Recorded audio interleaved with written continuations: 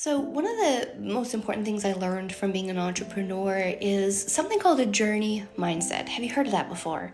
So, what is a journey mindset? Well, it's the understanding that going for goals is much more than just the goal itself. And it's actually learning to value and appreciate the each step in the journey. So I learned this from entrepreneurship because when I first started, I had this big ambitious goal to make just like enough to replace my job and then quit. And then after that, I got bigger goals. I was like, well, now I'm at 10K per month and I want to get to 20K. Now I want to get this and that. And then I realized this interesting thing. No matter how many things I did or accomplished, I wanted more.